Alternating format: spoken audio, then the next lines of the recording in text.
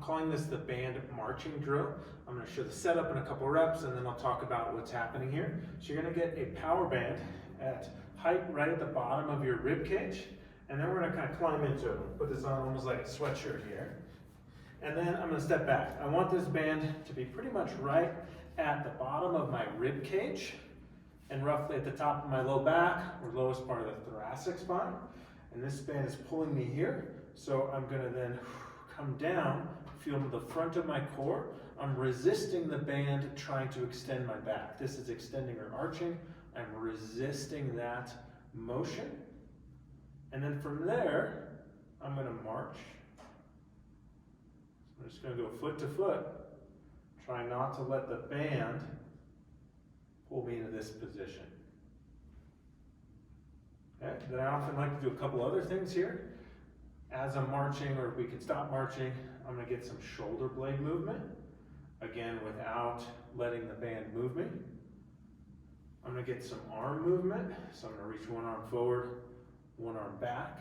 I can get some rotation, but I'm still not letting the band arch my back.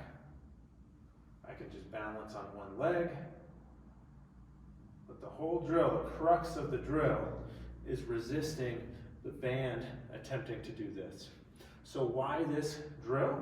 So I often find with a variety of types of low back pain, but often even hip pain or neck pain, folks can get kind of stuck in a posture that looks like this. So their pelvis is kind of tilted a bit, their rib cage is flared, there's potentially compression on the low back. I'm not saying that this posture is bad all the time, but when people are stuck here, or this is their habitual pattern, it can be painful, or it can shut down some of their other movement options, and it can be helpful to work out of it. However, often when we work out of it, people end up, boom, a little kind of slumped, or it's just hard for them to feel where their low back and rib cage, abdomen is in space, and where that is in space when they start moving. So as we get this band into that position, if I just get some tension on there and relax, that's pulling me into this arched or extended position. And this is a medium, kind of lighter band. You can always go a little bit heavier, but now I'm going to resist. So I'm going to bring the tips of my ribs down there, a light engagement of the core. Not 100%, but a light engagement of the core. And then I'm going to keep that there through the whole drill and just practice some movements.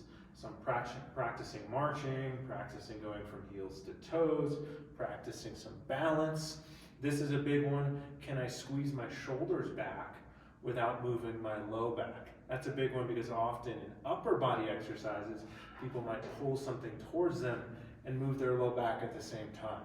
We want to make those two different movements. So we have this, we control the core, and look, hey, I can still move my shoulder blades, I can still move my arms without my low back moving.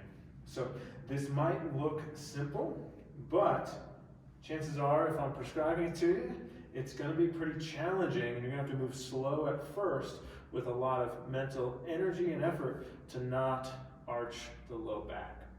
You should feel some work here, and probably a lot of work in your brain to make sure that you're moving with intention and without any extra moving parts of the low back. Give it a shot.